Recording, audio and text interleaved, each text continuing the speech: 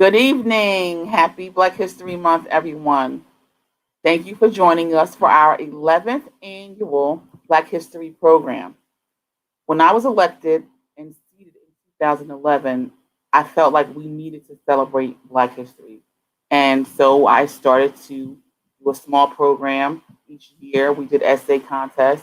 We progressed to essays and posters, and it was an awesome thing. And this year we are still doing our essay contest for creative writing, which is something that I thoroughly encourage in all young people. The Rashana Cosby Civic Association is a 501c3, and they are financing prizes as they have been for the past 5 years. And I wanted to just welcome you all to the program. It's not going to be long because we don't have the ability to be in person. We're going to do this in brief, but we do want to still acknowledge our history makers and also give the young folks in our city an opportunity to show their creativity and be honored for that. We also have been for the past 11 years celebrating local history makers and members of our community who have contributed mightily, no matter what their station is, they have always done something and celebrated people. And this year's honoree is a Linden native. And I'm just excited and so proud to honor the Chief Justice here in Linden, none other than our own Cassandra Corbett. Honorable. So you'll hear the resolution of all her accomplishments and you'll hear from her towards the end of the program. So thank you. We're going to start our program now. I just wanted to just invoke the spirit of the Creator and ask that we are blessed in our program. Those people who wanted to be here and who wanted to participate, that they are blessed for their consideration and that our program will touch the hearts and minds of someone who is out here viewing this. And with that, we're going to say amen. Welcome again. All of the city council members and our mayor were invited to the program. Unfortunately, no one was able to actually physically participate. And I wanted to shout out to the third ward councilwoman Caldwell. She said that she was going to be here. And we want to acknowledge Councilwoman Caldwell from the third ward, and she's out here watching the program. This program is for us to celebrate the legacy of those who came before us and honor the history makers among us. This year's essay theme was When the Going Gets Tough, Tough Get Going. And we would like to introduce the Negro National Anthem, but I want to just give some background on the group who's going to sing that, if we can see the slide. The group is called In a Way, and Aaron is someone who I've been acquainted with for so many years. And their song is going to be the Negro National Anthem. They are a 4-time award-winning a cappella group. And just listen to their harmony, and you'll see why they were selected this year to do our national anthem. I'm going to do the video.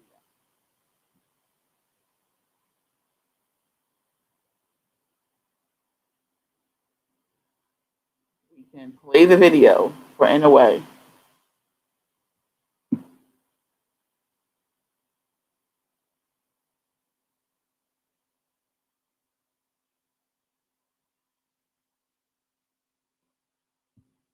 Just a second. Our super producers getting it together in the background. We do have our essay winners on tonight, so I'm excited for them. Joshua, Ryan, Destiny, congratulations. We also have Marie, a favorable mention. Let me just, if I can, I don't know if it's gonna let me share the video or not. I know that the producer's trying to do that now. Here it comes. Listen to this, guys. It's awesome.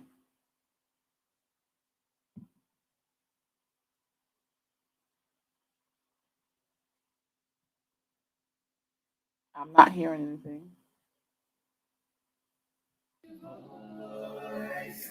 They have a video. Check it out and listen.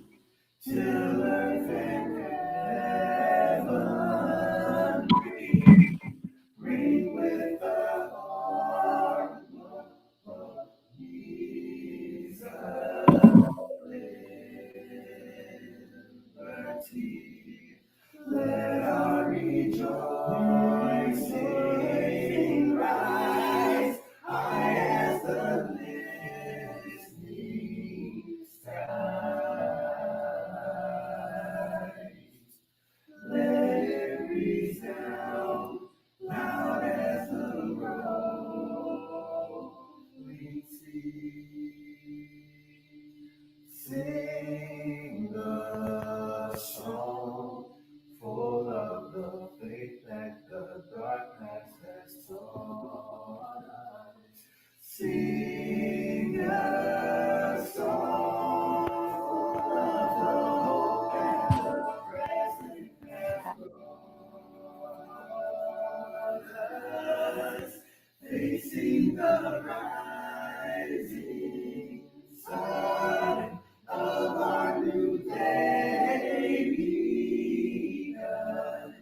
Let us march on till victory is won.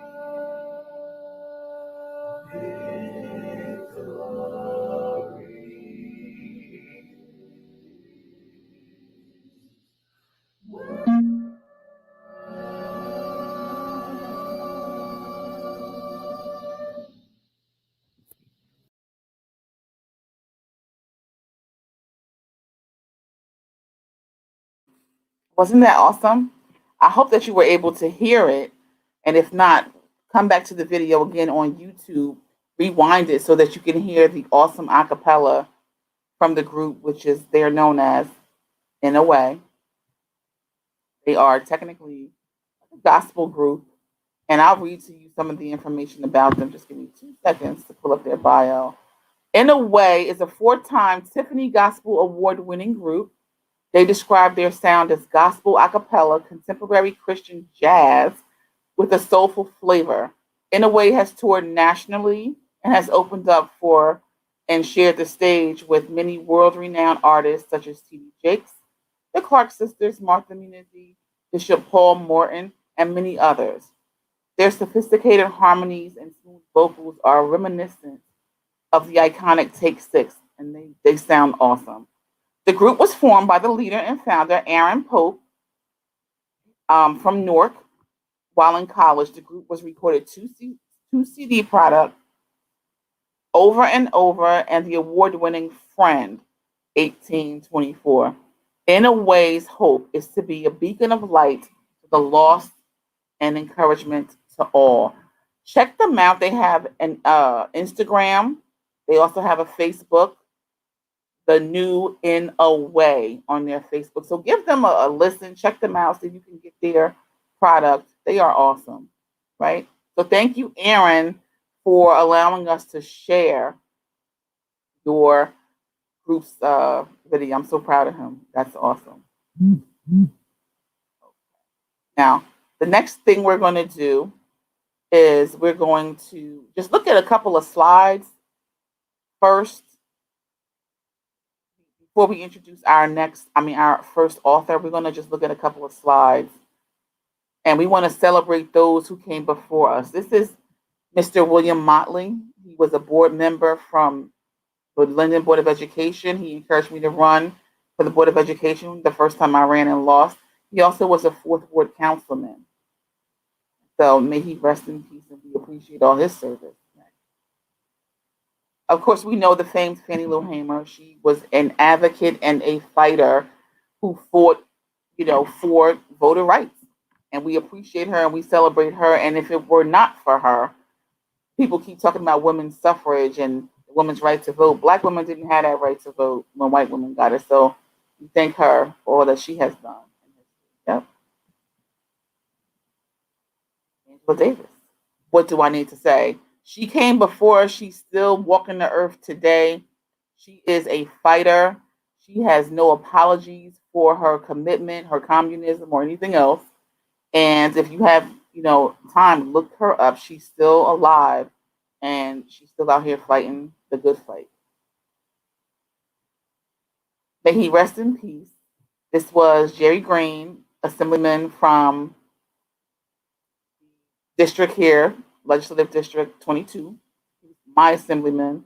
He also was my chairman of the Democratic Party, and he was the person who I would call when my going got tough, as the politics began to unfold, things that I wasn't used to. He would call me and tell me, "Keep your head up. At the end of the day, don't worry about it. You know you're doing the right thing."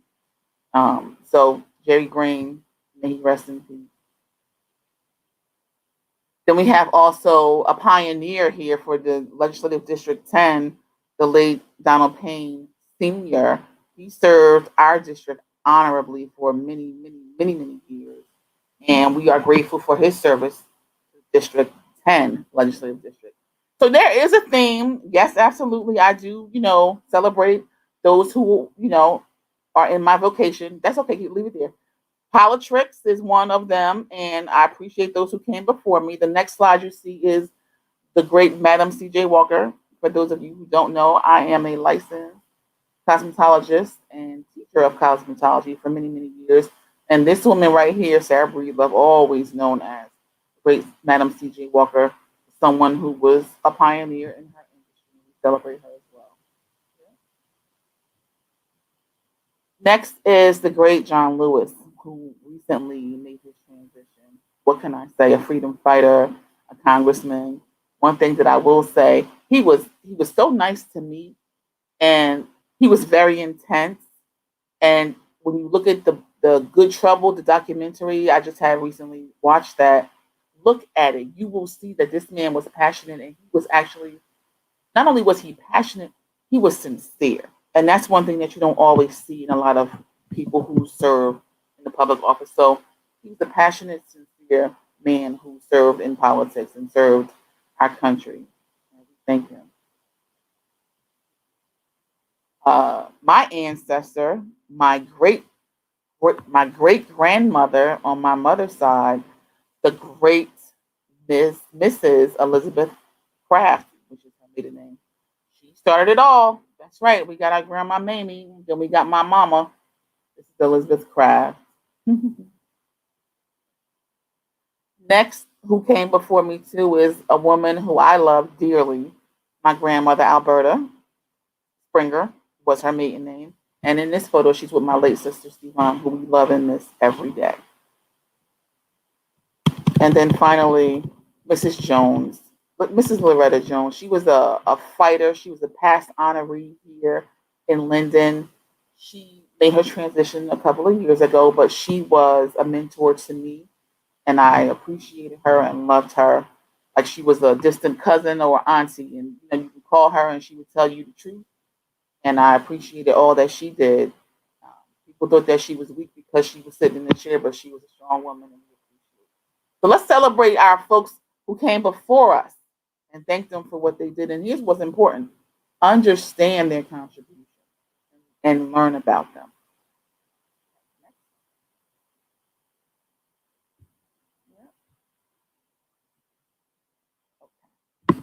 The next thing I want to do is I want to introduce. Do I want to introduce the author? Yeah. Yeah. Let's talk to our author, Mrs. T. Reed Strong. She is the author of Soul Journey: Travels of a Strong Woman. She is a self-published author, and I'll let her tell you all about how and why she wrote this book and where you can purchase this book. We'll introduce T. I can't hear you, babe. Hi, how are you? I can't hear you. I don't know why I can't hear you. It's probably something to try it again. I can see you that way. I'm reading your lips, but I can't hear you. Your mic is on. Producer, is there something that we can do? Try again, T. You're changing the thing. How about now? I can't hear you. I can just see you. You look lovely. You're welcome. Still can't hear you. Turn your volume up on the computer or the phone, maybe.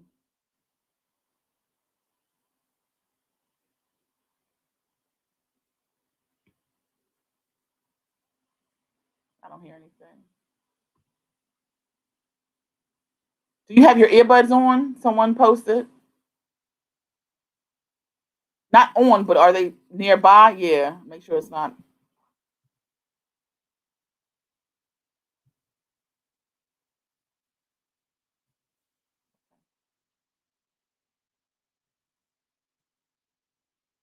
Your mic is on our end. So how about you log out and log back in, and then make sure when you log in, you want to click. Is this a phone? When you log back in, click use device audio or um, dial in like that. You see? Okay, you did. I know you did. Okay. So we're gonna do our next slide, and you're gonna come out and come back in, and then we'll come right to you. Because you want to hear from T. She's awesome. She didn't just write a book; she does so much, and I want you guys to hear from her. The next slide we're going to do is going to be celebrating those who are among us. Yep, making history. This slide here is C. Her name is C. Strickland. She runs a nonprofit, and it's called See and Learn. I've known C for many, many years before she started her organization. And in the photo that you see, she actually was one of the first plus size models to represent New Jersey in like a beauty pageant. So See and Learn, the book lady, as she is also known as usually, was a awesome partner to our community. We miss you because you left the state of New Jersey, but we celebrate you for all that you do. Then we have here our Congresswoman, Bonnie Watson Coleman. We celebrate her for her efforts, and she's a history maker in the present day as the first woman her district is serving the state Congress. Next is my friend, and she's awesome, Renee. Actually, Renee Banks. She's gotten me into a lot of good trouble, I should say. But she made history because she was one of the first face models, I should say, hair models. I don't know. I'm just gonna put it out there, Renee. I don't know if you're gonna kill me on Dark and Lovely. So you guys know before they put the folks on the box, they were just selling us that lie and die. But Renee, as a model, she was one of the first models to actually cover the Dark and Lovely box, and she's my friend, and she's still among us. She's awesome. So then we have now our current Congressman, Donald Payne Jr. He's doing a lot too. He picked up in his dad's, he has some big shoes to fill. He picked them up, and he's doing a good job for us in our district. And I can honestly say that he is out and around on a regular basis. So, and his office is responsive. So thank him for his service, and he's among us. Courtney Washington. We are acquainted and we have a number of mutual friends. I celebrate her because she's serving on the Roselle Board of Education. So thank you, Courtney, for your service. And then this is the great Madam Councilwoman, Patricia Perkins Auguste. Patricia Perkins. She is my friend. She is my mentor. She is the only woman and one of few, maybe two, Black Americans serving on the Elizabeth City Council. She's also a state delegate, and she's been on city council for 28 years, serving honorably. Thank you, Ms. Pat. Next, we have a young budding Esquire. This is Elijah Johnson Jr. His father was a really good friend of mine, and he mentored me. He's an attorney in both New York and New Jersey, and he's out here looking to fight the good fight. So, Elijah, we celebrate you. And finally, this is on, I'm going to say from the left to the right, that is T Strong. That is me, my baby sister, Kahira, and my big little sister, Tafshir, who is also serving as a supervisor tonight. We, in our own right, will be making history every single day. And I just wanted to celebrate us as we continue the work that we do in our community. And we're going to make history. So now let's see if we can get T back in if her mic is working, because you definitely want to hear from her. T, can you hear me? I can hear you. Yay! Welcome, welcome, welcome. And thank you so much for your patience. Just No, thank introduce you. yourself. Yep. I told the folks you do a lot. Make sure you tell people how to get your book. Yes, so I do a lot. However, we are here today to talk about Soul Journey. This is my book, Soul Journey: Travels of a Strong Woman. And I've been a writer my whole life. I say that because I'm a journal person. I probably have journals dating in my parents' home, probably still back from like 8th grade. So so that's like, really my thing. And so this is the first time I really published something. And I think it's really just majorly been for years, just this fear of acceptance. It's like you pour your heart into this thing and then you're like, well, will people like it? Or are they just gonna, give it the 2 thumbs down or whatever? But, as a creative writer, what I've really learned is that I have to write for myself. And that's one of the few tips I was going to give to your winners. Congratulations to all of them, by the way. I'll try to stick around as long as I can to see them. But really the first thing is finding your voice. And that took some time for me. This book really was a journey because I wrote it almost out of desperation. I lost my mom 6 years ago, almost 6 years ago now. And she was my best friend, and, so for me, it was, how do I fill this space that's been missing, there? And it really didn't start off as a book. It started off as just me trying to encourage myself. And because I grew up Southern Baptist, the Bible is what I go to when I need that assistance, when I really need to figure out, okay, what's going on in my life and how do I make things better? And so that's really what the book is. There are 52 inspirations. And so what they are is a scripture. Yay! Yes, you have yours. Yes, absolutely. Good. And so, and then there's a lesson in there, but then there's always also this space where you can write your own self-reflection right next to it. And that's super important to me as someone who grew up journaling and continued to do that throughout my life. It's, how do we get those feelings and emotions out? We're not always able to have, someone we're very close to have those conversations with. And that's really what happened with me. Those conversations that I would have been having with my mother, in her passing, it was like, how do I still feel close to her? And that was my way of doing it. And it really got me through, everything that was going on, even in that moment. So there's 52 of them. There are no page numbers in the book on purpose because I wanted this to be a very free form sort of reading experience. You can start at chapter 13 or day 13, or you can start at day 1, whatever your spirit is feeling. And I didn't want to put people in a box and make them feel like, oh, I've got to start in January 1st. If it's 52 weeks, that's the thing. No, you can start it today. It doesn't have to be Monday. It doesn't have to be January 1st, and it's a weekly thing. So you write, what you felt from that little excerpt that I provide. And then throughout the week, you just come back for that inspiration because, I remember growing up in church and being like, yes, when I leave church on Sunday, I'm inspired. And by Wednesday, I'm like, oh my God, the people at work have driven me crazy. I don't know what's going on, And so that was the thing for me, is like be able to go back and revisit those things that, make you feel better or make you remember why we are so blessed to be here. Well, I appreciate your book and I know that I want to encourage folks to look it up. It's on Amazon. And It's on Amazon. Right now, because the people, the way the world is now, this would be an awesome tool and also, a way for folks to encourage themselves, right now when we can't really go out. And so we appreciate you. And I hope that folks will, look your information up and purchase the book.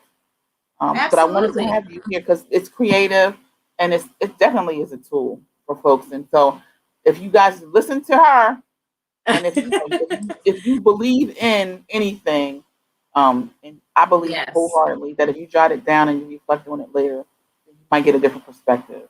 Absolutely. And the Bible verse is also helpful for a lot of people. So I enjoyed it. I still have mine. Thank you. I'm glad you enjoyed it. And so I also wanted to just kind of share for my, for your your people who will maybe be entering your competition next year. Yes. Just my 5 tips for creative writing. If you don't mind, I really wanted to share that. That's why you're here. Yep. Yeah. So the first was find your voice, and I said that already, and that's really just, you being authentically you and not trying to mimic anything that you've ever read or you felt might be a bestseller. It really has to come from the spirit. Number 2 is write about what you know. That's that authenticity. I think as an avid reader myself, when people write about something, it feels disconnected when it's really not their experience. Or if you do want to write about something you don't know, that just requires a lot of research, right? There's so many books out there that kind of give you self-help and all these other things. And they're written by doctors and psychologists and, all of that. And they've done that research. So that's extremely important. Number 3 is read avidly. Like, always read as much as you can, and different things. It doesn't always have to be whatever genre you're interested in, but you'll always get ideas and inspiration from other people and other journalists. Number 4 is write for yourself. That was the thing that kept me from publishing the book, because it was like, what if other people don't like it? That's not the point. The point is, whatever gift you have within yourself and whatever message you are going to relay to the world, and to the next generation, that's specific and important for you. So writing for yourself is very important. And then number 5, start today. Whether you're the type of person who loves to, write things down handwritten, or you want to type it, you want to put it in your phone, video record it, whatever it is, just make sure that you start today, because the longer you wait, the longer you'll continue to wait. So get that book out of you, get that story out. Well, so I did take your advice, because you and I think we went to a seminar together a few years ago. Did. And you were publishing right then, and then I threatened to publish. And a year later, I actually did it. And people were like, wait, you really wrote a book? And I'm like, yes, I did. Yes. Because I knew I could. So you helped, yes. And you inspired me. So I hope that you inspire other folks tonight. Yes. So thank you for being here. Thank you so much. Thank you. And I'll stick around because I want to hear everything if I can. Okay. So thank you. We're going to move next. We're going to do, let me see. We talked about creative writing with T. The next thing I want to do is, we always have the high school students from Linden High School, and they normally will give us a presentation. Let me tell you something. They have the best choir director. He is totally awesome. I'm not just saying that because he's my first cousin, Mr. Dwayne Cosby, but the Linden High School Choir and the Madrigals have submitted for us their rendition of Glory, which is from the movie Selena. And it's performed by the Linden High School Choir and the Madrigals. And the solos are performed by Nyako Steve and Natalie Torres. So the video that is going to play with this just is to show that demonstrations can be peaceful and demonstrations are still necessary. So we can listen to the awesome Linden High School Choir and Madrigals and pay a little bit of attention to their videos. So this is some of the things that the young people have identified and put together for video. When the glory comes, it'll be ours, Whoa, one day, when the war is won, we will be sure,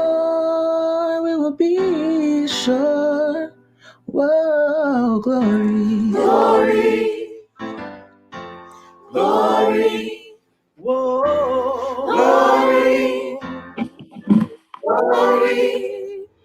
Hands to the heavens, no man, no weapon formed against. Yes, glory is destined. Every day, women and men become legends. Since they go against our skin, become blessings. The movement is a rhythm to us. Freedom is like religion to us. Justice is juxtapositioning us. Justice for all, just ain't specific enough. One son died, his spirit is revisiting us. True and living in us. Resistance is us. That's why Rosa sat on the bus. That's why we walk through Ferguson with our hands up. When it go down, we woman and man up. They say stay down, and we stand up. Shots, we on the ground, the camera panned up. King pointed to the mountaintop, and we ran up. One day, when the glory comes, it'll be ours, it'll be ours. Whoa, one day, when the war is won, we will be sure, we will be sure. Whoa, glory, Glory, glory, oh, glory, glory. When the war is over, victory is won. We will fight on to the finish. And when it's all done, we'll cry glory, glory, oh, glory, glory, glory, glory. We'll cry glory, glory, glory, glory. Selma's now for every man, woman, and child. Even Jesus got his crown in front of a crowd. They marched with the torch. We gon' run with it now. Never look back. We done gone hundreds of miles from dark roads. He rose to become a hero. Facing the League of Justice, his power was the people. Enemy is lethal. A king became regal. Saw the face of Jim Crow under a bald eagle. The biggest weapon is to stay peaceful. We sing. Our music is the cuts that we bleed through. Somewhere in the dream we had an epiphany.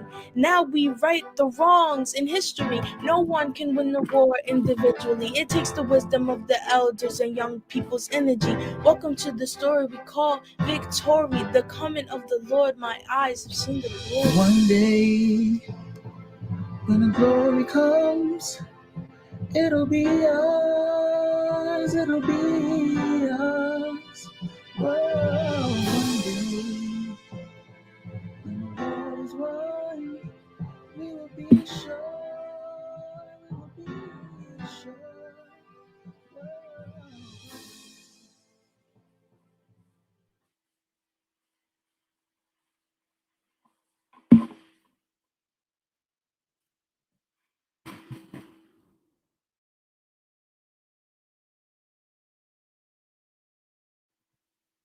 All right. Wasn't that awesome? I just get chills all the time. These children do a fantastic job. And I mean, they're still being creative, even though they can't all be together all at the same time. So, congratulations to the music department, the arts department, because that is so, so very important, especially in the Black community. Don't ever discount art and creativeness. And when I say creative, I'm talking about writing as well. We have here tonight an author I met when we were doing an event together, when we were promoting our books together, Mrs.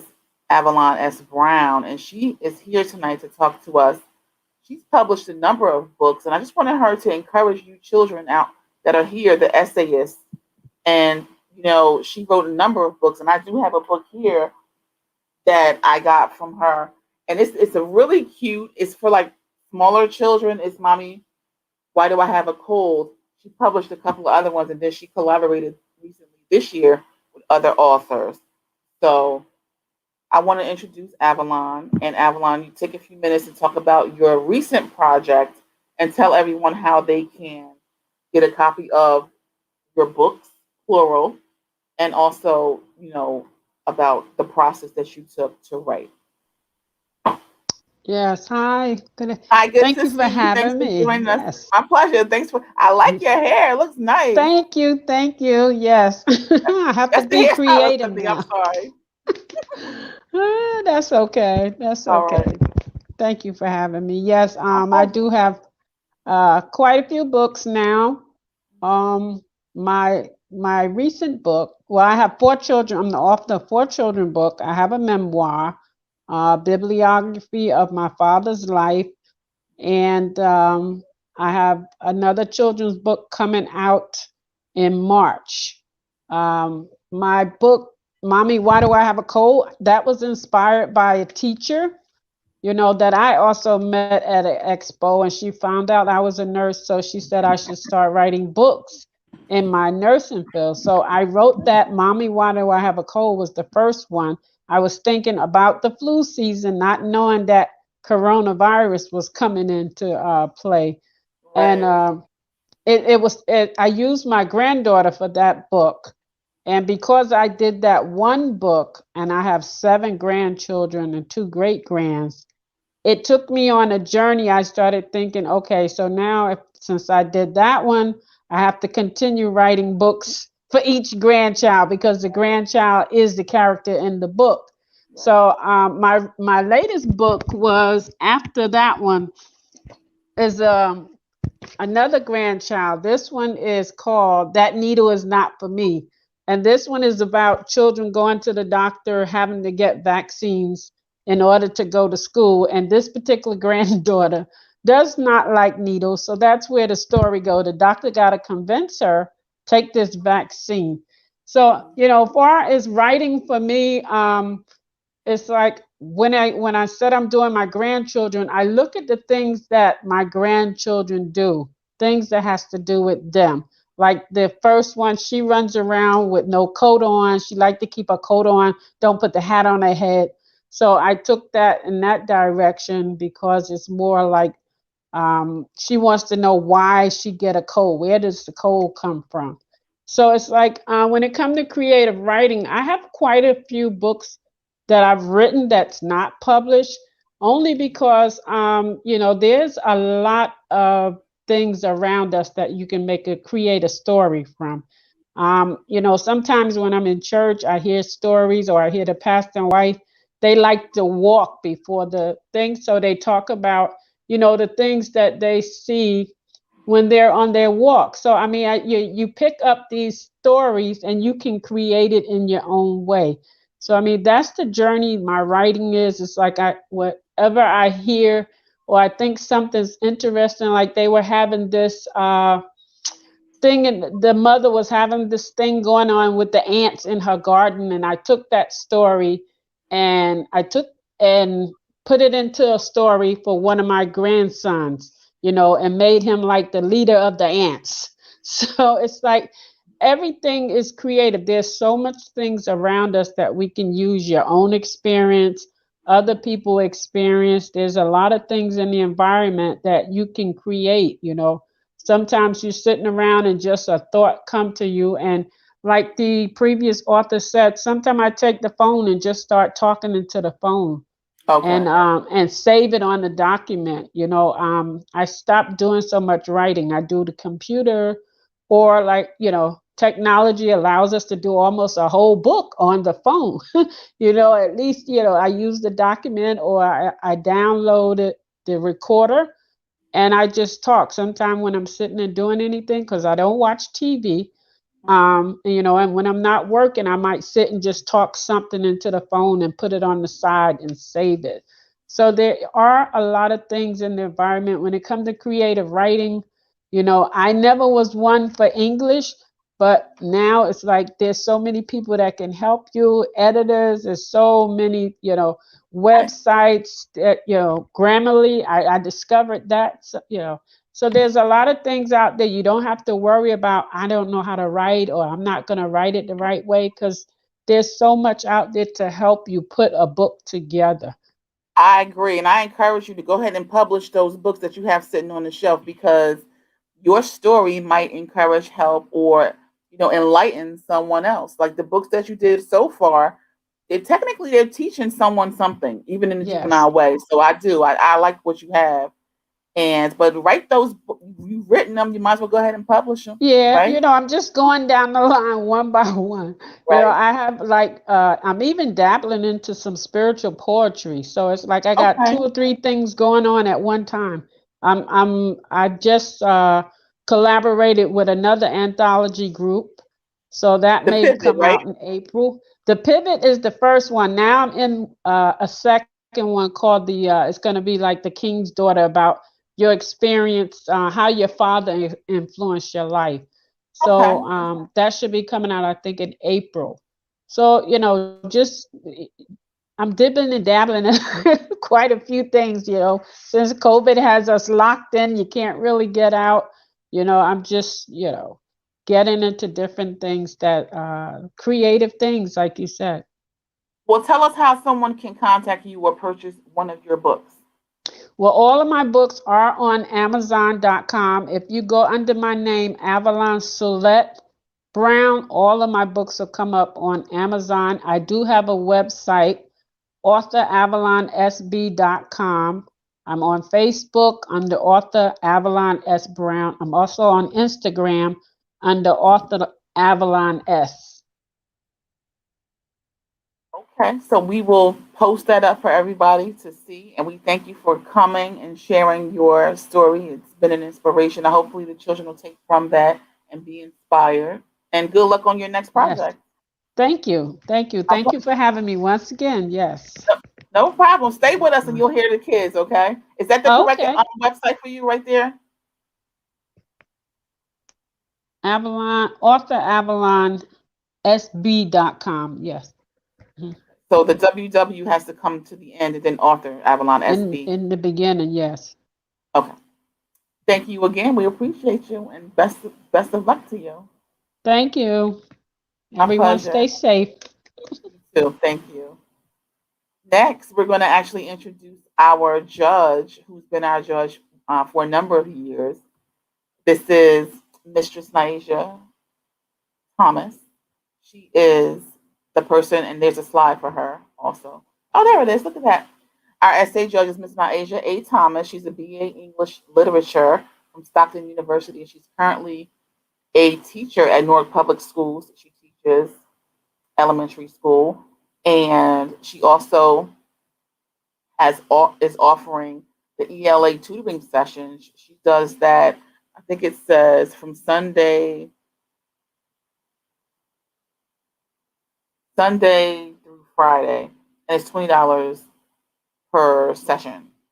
She has been judging our contest since she was actually in college, and we appreciate her, and we are going to introduce her so that she can come on. We're going to actually start with favorable mention, and then we'll, in the interest of time, we're going to just announce third place, and we're not going to read it because it's not the same. It doesn't come from the author, in my opinion, right now. And then we'll go from favorable mention. We'll talk about Destiny's third place, and then we'll have second place and first place in that order. Aisha. Okay. Hello, beautiful. Hi. Thank you for being here, and thank you for judging as always. I'm Turn so your computer down a little bit. Oops. Okay. Sorry. All right.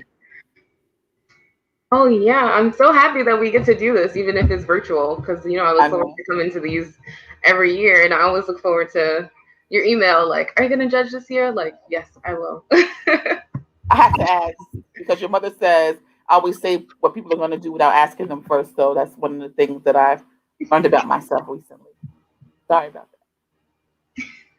Well, I thoroughly enjoyed getting to read all of the submissions this year, and I think usually like we go through and I'm like, these are mine and these are yours, and then we're like, what do you think? But this year we were like fully in agreement on who we thought were gonna take home some prizes because they were awesome. And let me just say, like, getting to read these essays, even as like a teacher, just like it just gave me chills. It makes me so happy to just see the young people writing and being passionate and just feeling inspired and feeling like they can put that inspiration on paper. So it was just a really awesome opportunity to read the essays, especially this year.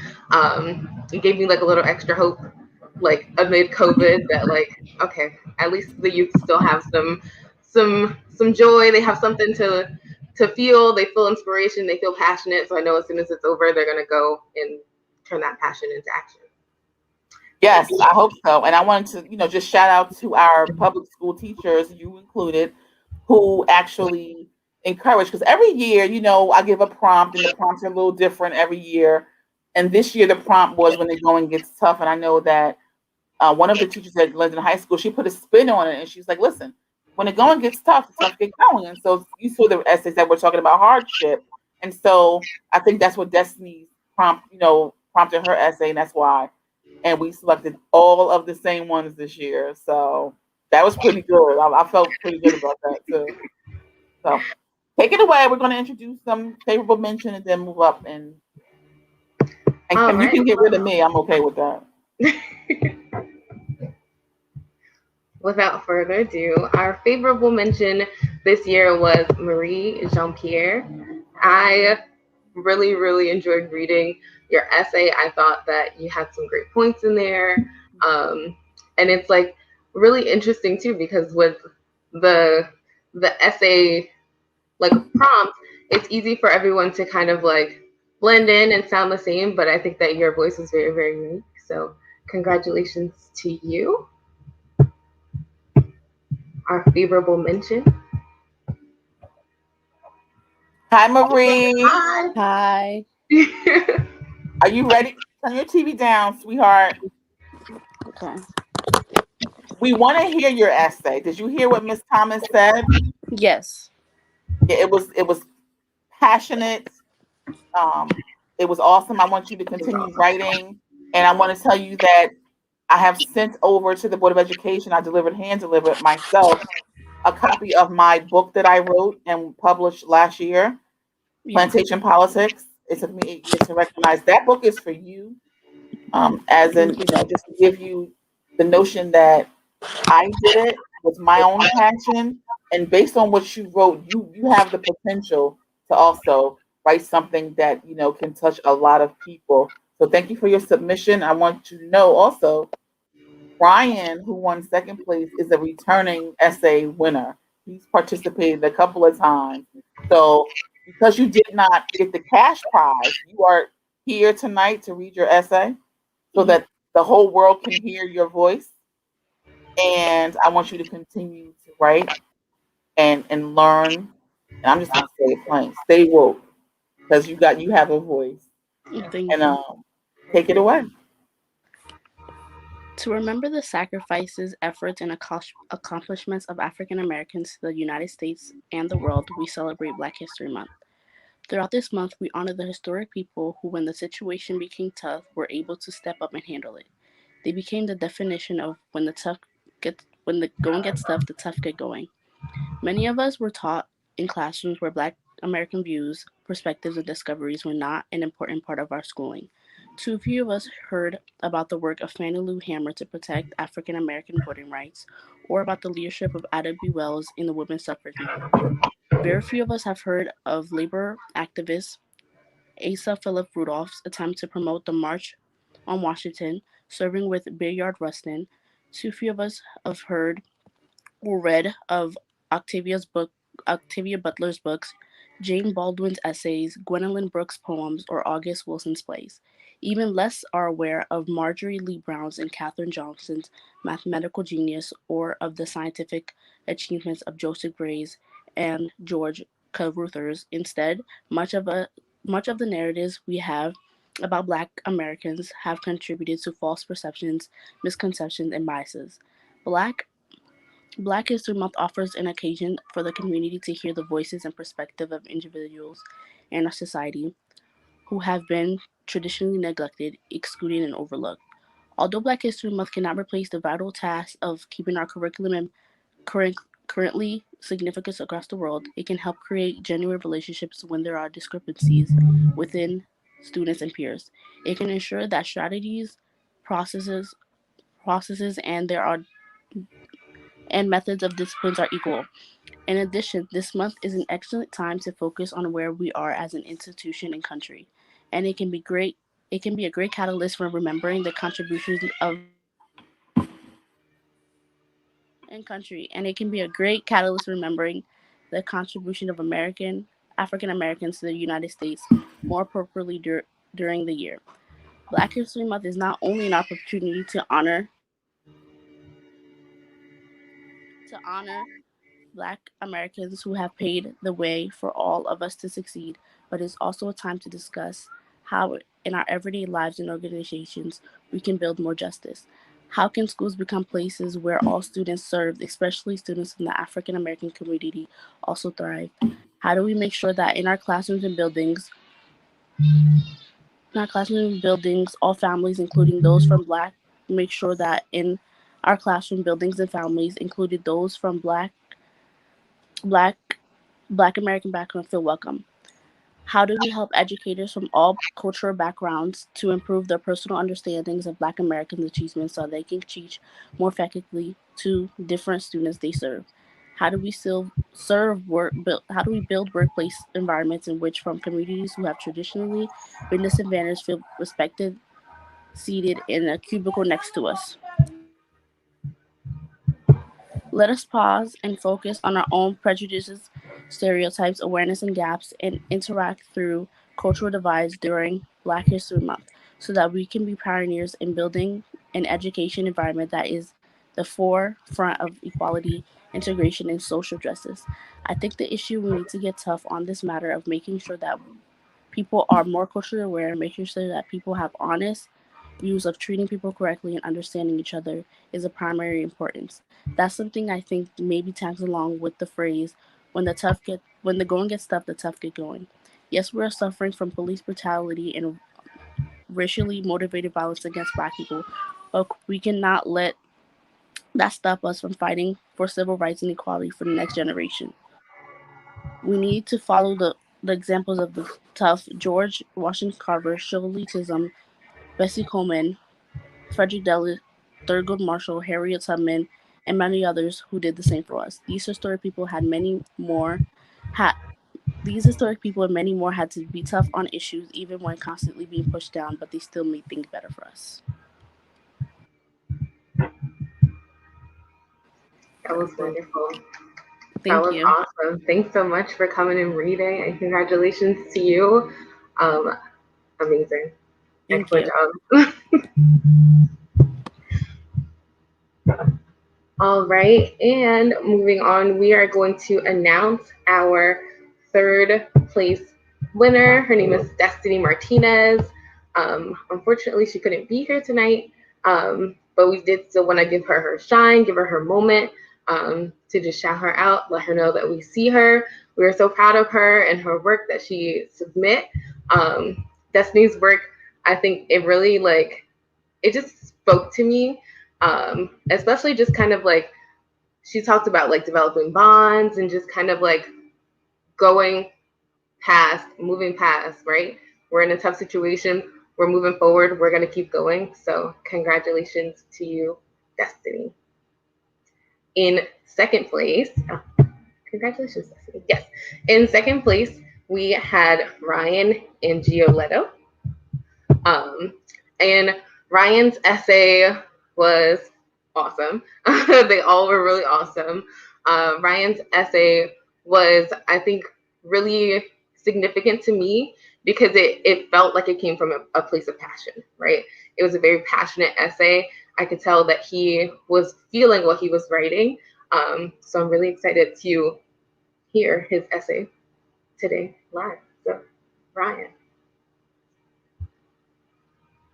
Hi, Ryan. Hello. Did I mispronounce your name?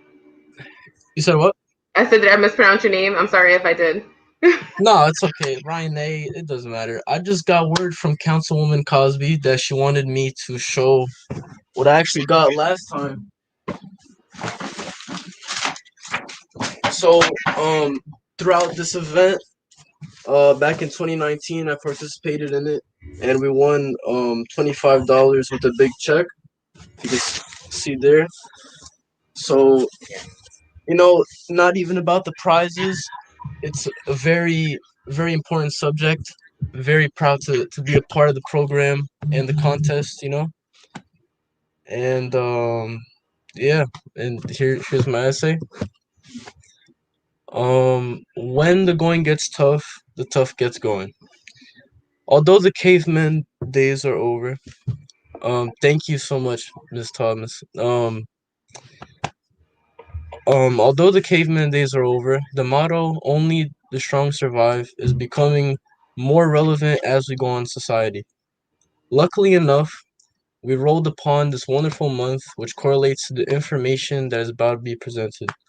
The saying, "When the going gets tough, the tough gets going," can be very versatile and mean many different things. However, once you narrow it down, it is clear that this quote applies heavily towards Black Americans, as a lot of their struggles in this country are unnecessary and only due to the color of their skin.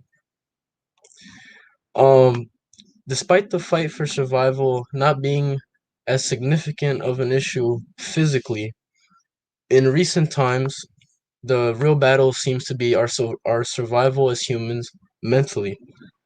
Um, for some more than others. Those at the organization Mental Health America did a wonderful job describing the unfortunate differences in mental health in America. As they stated, the historical Black and African American experience in America has and continues to be characterized by trauma and violence more often than, you know, for their uh, for white people in America, and they are heavily impacted emotionally, physically, mentally, in the body of the Black youth, and it's just very unfortunate. This description can be found actually in the article, uh, Black and African American Communities and Mental Health on mhanational.org. By analyzing the quote, it is seen how they can display how not taking any physical obstacles into consideration, the number of mental struggles that a Black American must deal with is ridiculous. Like, meanwhile, those who believe in the movement, I mean, as a part of the youth in America, the judgment, perception, and the pressure that Black Americans deal with, especially the Black youth, um, it leads to the conclusion that they need to be able to deal with these obstacles growing up. Unfortunately, not by choice. Meanwhile, those who believe in the movement and the process towards racial equality will continue to fight and get rid of the said unnecessary struggles. And this will be in order for every American to prosper one day without worrying what color they are. From personal observance, the quote, "When the going gets tough, the tough gets going," must be incorporated and told to those who are not treated fairly. Black History Month feels even more crucial this year, especially looking over this past year's events. These past year's events are obviously referring to everything as far as the George Floyd, referring to the Black Lives Matter movement, the protests, all the petitions being made, um, all of the youth using their voice, and the stories being told, and last but not least, the lessons being learned. Until racial equality is achieved in not only this world but minorities everywhere, we must remain tough and must still fight to get going. And that's it. Awesome. Thanks so much, Ryan, for submitting. I do remember reading your essay a couple years ago, so it's nice that you're still submitting for the Black History program. Oh, there you go. Yeah, I'm happy you guys enjoyed it. I'm just love the program, love the whole process of everything. Hopefully, return next year. We'll see. Absolutely. Thanks so much, Ryan. All right. And in first place, yeah, it was great. In first place, we have Joshua Lopez, and something that I was so just like, I guess, enthralled with Joshua's essay was his connection between the impatience of having to be patient, right? Like, when will it be enough? So I will let Joshua's essay speak for itself. Without further ado, Joshua.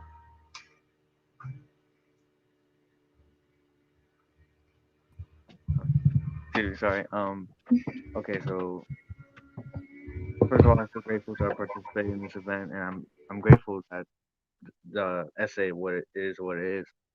And so it's called John Lewis, A Conscious Beacon of Nonviolence. Millions of thoughts come to mind when approaching this quote. When the going gets tough, the tough get going. All pertaining to the countless men and women who committed their lives to fight injustice.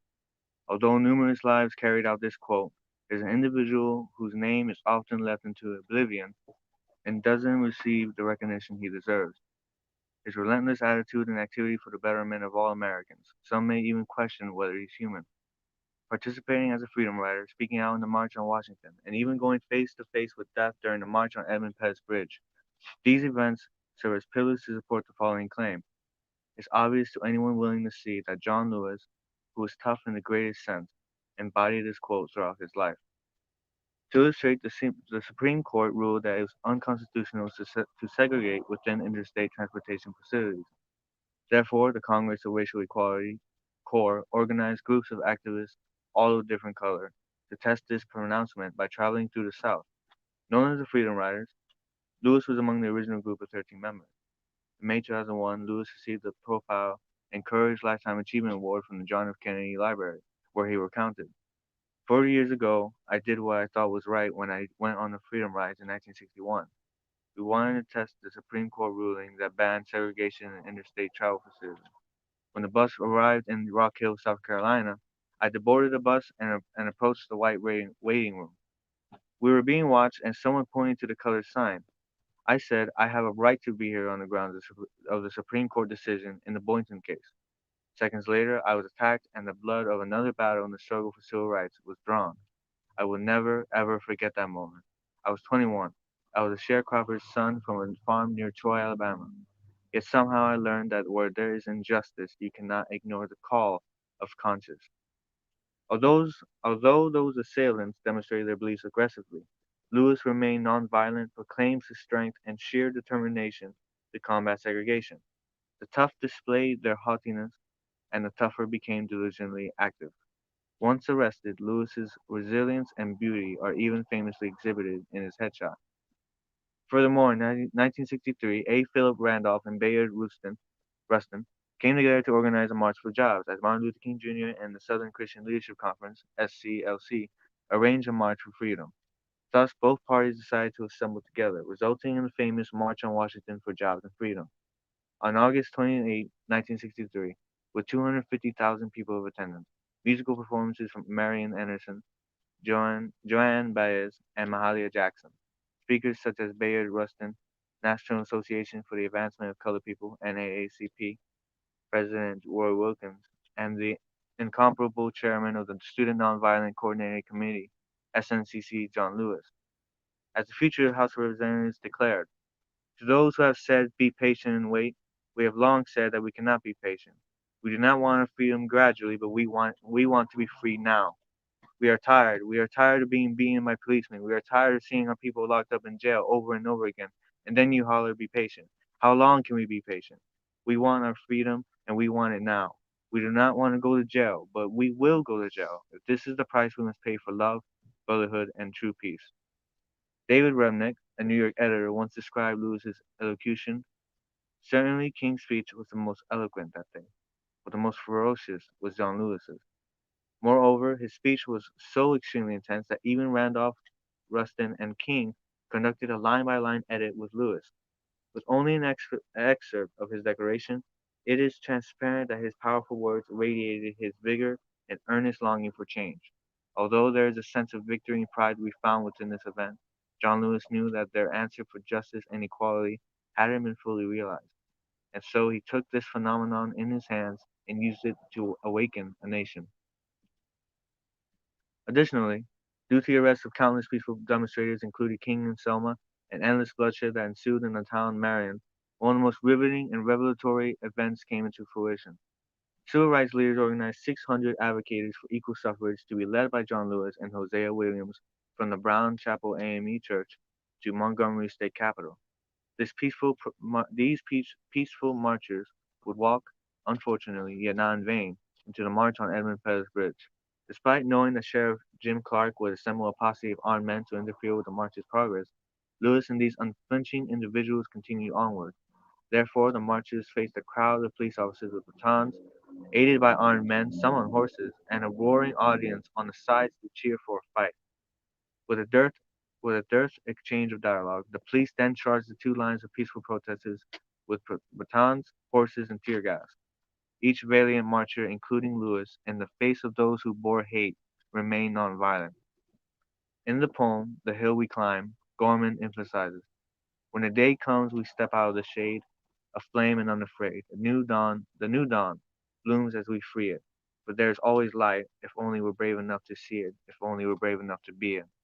John Lewis didn't hide in the shade, but became a light for the whole nation to witness.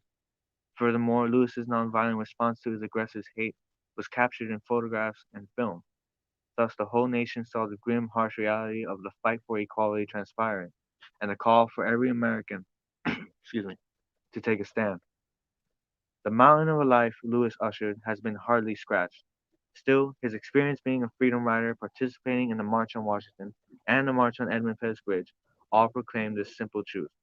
To amalgamate, it's salient that the indefatigable John Lewis beautifully yet rivetingly personifies this quote. When the going gets tough, the tough get going. Yes, the same argument can be made for countless remarkable men and women who dedicated their lives to use the wills they could grasp to make someone else's greater. However, Lewis's life is a pillar that serves as a reminder that each individual bears the possibility to clench on the extraordinary power of nonviolence. Especially now, John Lewis's life should be reviewed, received, and reflected. Thank you.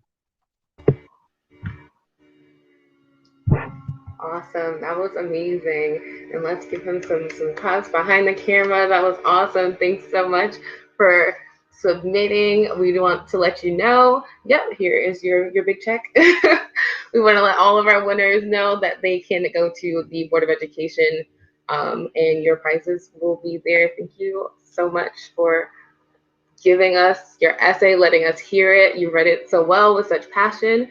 And congratulations to everyone for participating and being part of this Black History Month celebration.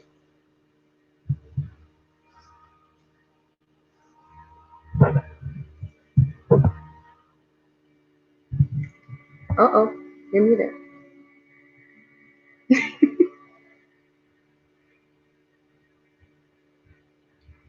Clicking the wrong thing. Did you hear that? No. We hear you yes, now. You heard that essay. Turn your computer down a little bit. Okay. That was awesome. To the third degree. I'm proud of them. I'm excited for their futures.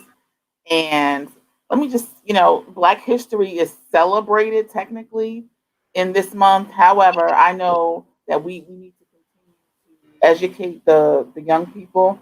And Avalon said something earlier. She said that, her minister and the first lady of their church, they walk and then they tell stories, right?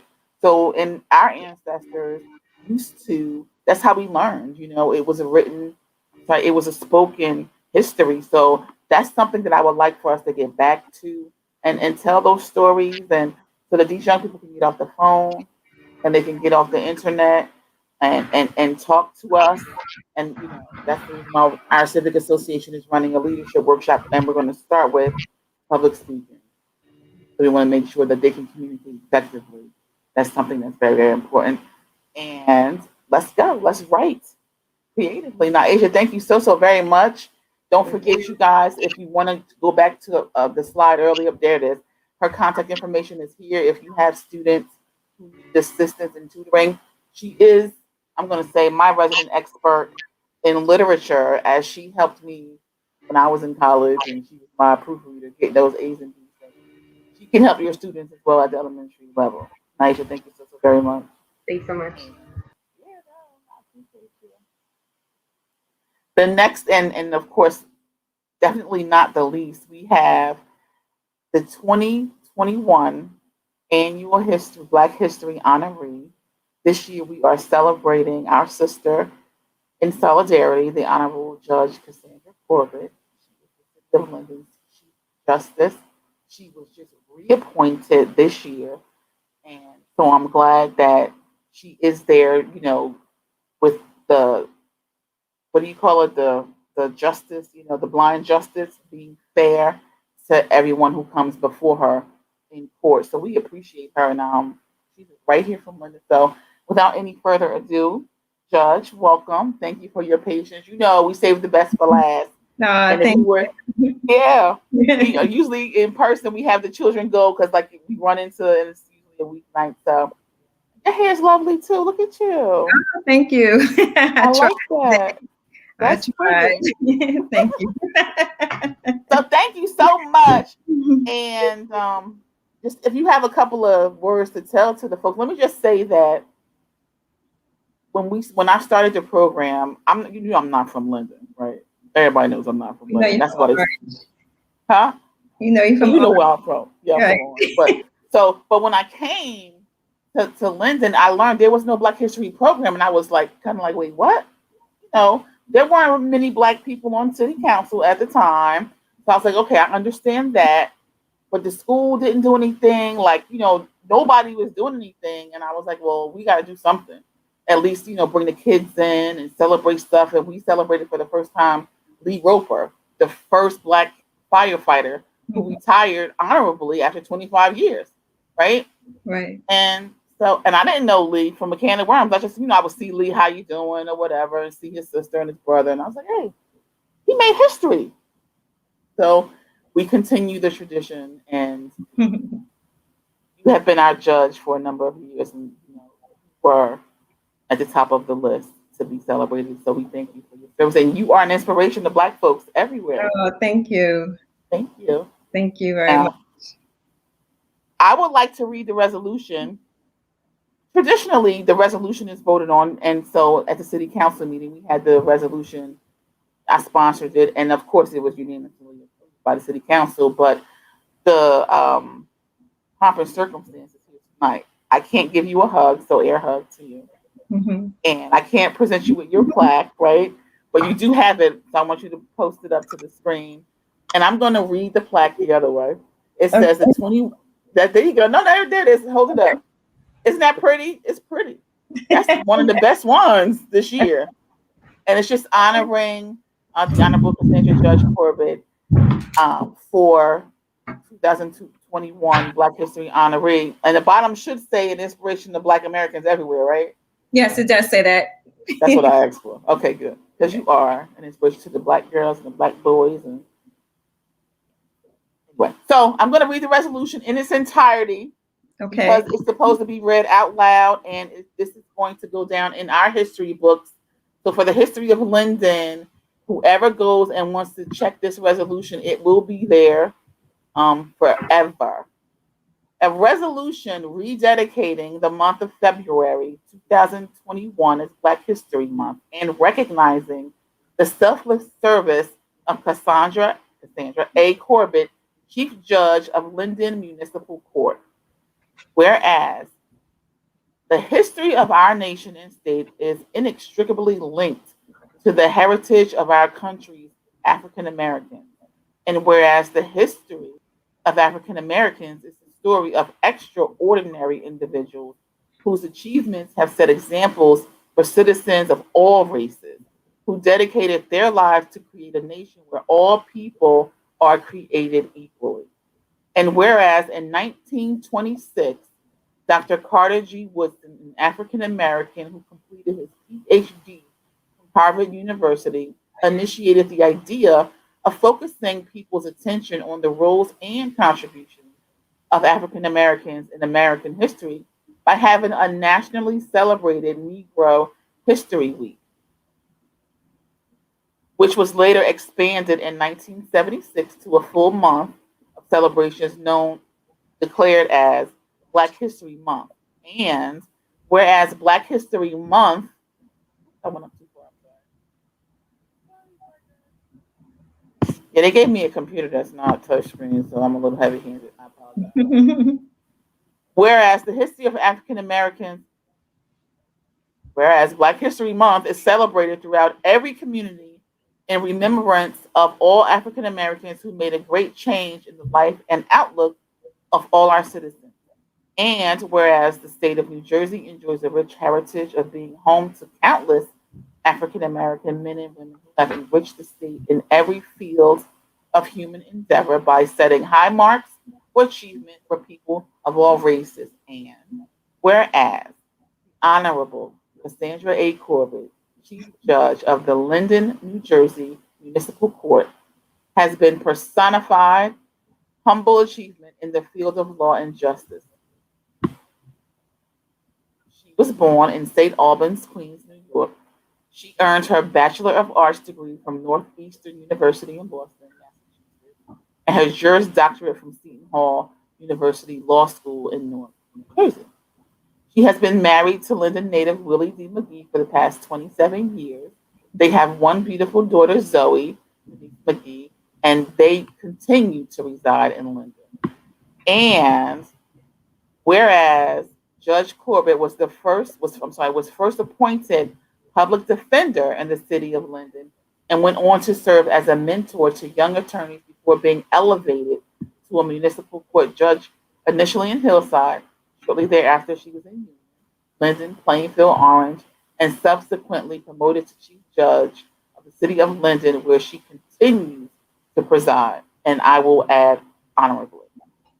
Whereas Judge Cassandra A. Corbett recognizes that the path on which she is traveling has been blazed by many African American pioneers, and therefore she maintains humility and a deep belief that it is her responsibility and obligation to lend her time and talent to the development of others. With her late parents as her guiding lights, she serves with dignity, grace, and respect for her African American history. Now, therefore, be it resolved, scroll down, that the city of Linden wishes to thank Linden Municipal Judge Cassandra Corbett for her many years of service and urge all of the citizens of the city to reflect upon the many contributions that she and many other African Americans have made to this city, state, nation, and to participate in the activities and programs that are held in observance of Black History Month. And be it further resolved that the City Council of the City of Linden pay tribute and acknowledge the bravery, sacrifices, and accomplishments of Black Americans by proclaiming and rededicating the month of February 2021 Black History Month. And be it further resolved that this resolution entered into the minutes of the Council of the City of Linden and a copy hereof be appropriately presented to Judge Cassandra A. Corbett in recognition of the foregoing. So the resolutions are signed by our city clerk and I believe the mayor, but they didn't put all that in here. But you have the official copy, right? Yes, Judge? I do. Yes, I do. Thank you. Yes. In a fancy blue folder. Yes, it's really nice. Okay. So I just want to say, I don't know if you remember when I first moved to Linden, many years ago, I met you. And it was like we just went past one another. I was like, I know that lady. When you started, I started to come to Linden Court and all. I said, our kids went to camp together when they used to have camp at Fourth Ward. Oh, yes. The daughter and my son were in day camp with Miss Norma together. Yes. So I was like, that's when Yes. we first got acquainted. So I was like, hey, I know that lady. So, but yeah. Now, thank you. Oh, now, give us some inspiration.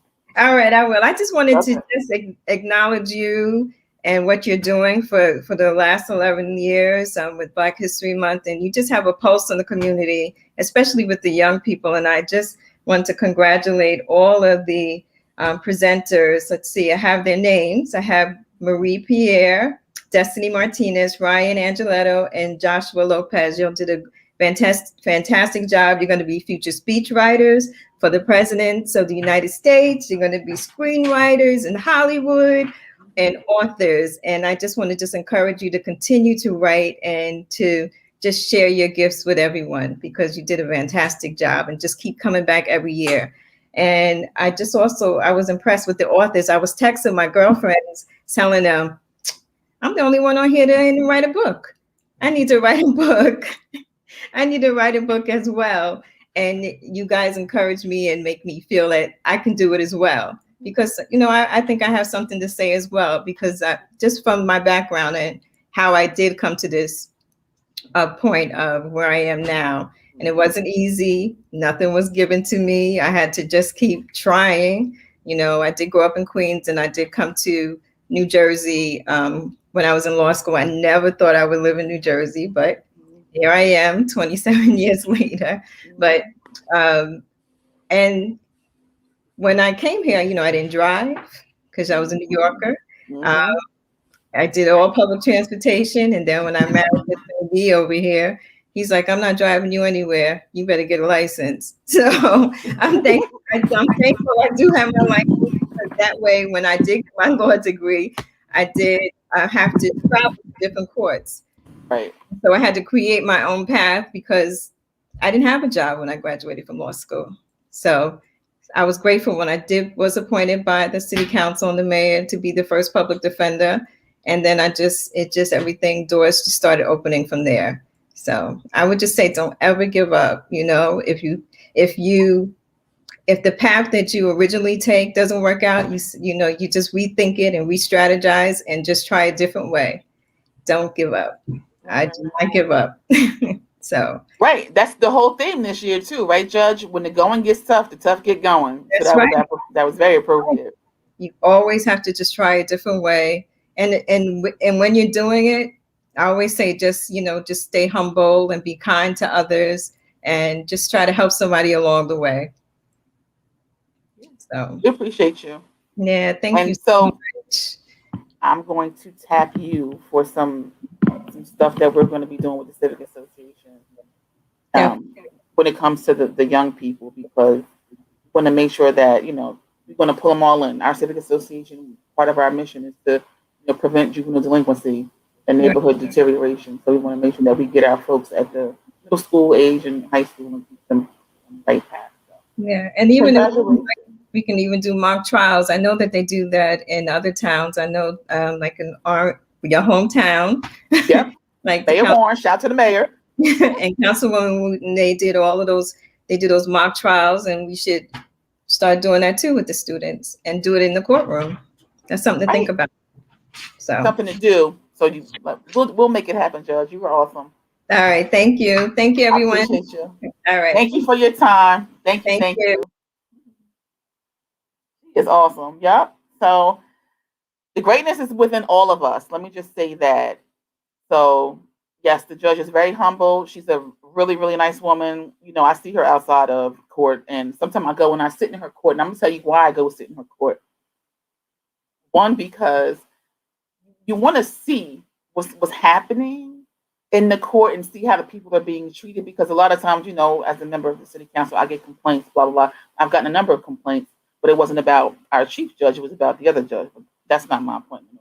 I'm not going to even speak too much on that. But I sit in her court and I watch, because Judge Corbett she will explain the law to the people, give them an opportunity to understand.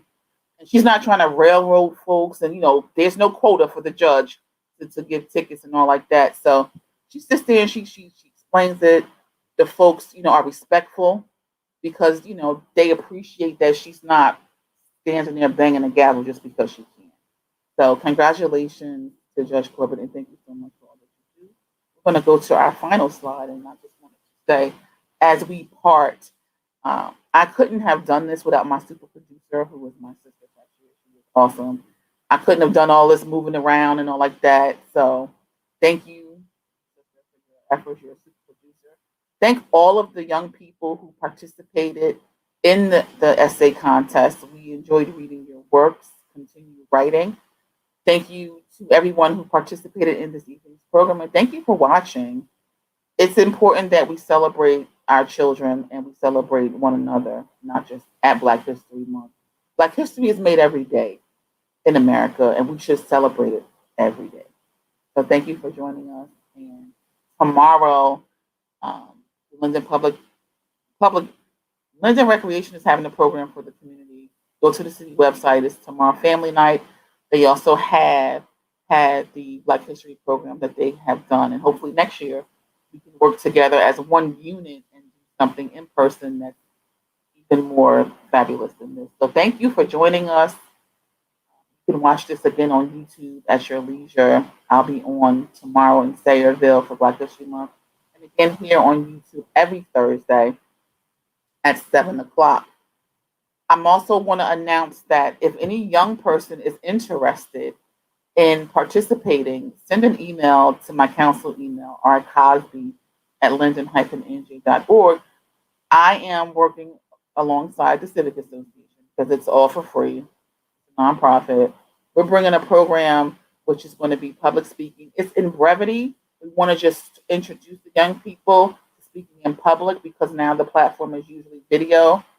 And it would be in our best interest because a lot of the videos are recorded and shared later to put our best efforts first. Okay, so we're going to be selecting young people who email letters of interest for participating. We have quite a few. Unfortunately, it will be virtual, so we're going to do our best to present it for you. But we want you all to be awesome and successful. And that will conclude our program. As we go, we thank the God of our universe, and we pray that everyone goes in peace and in good health, and we'll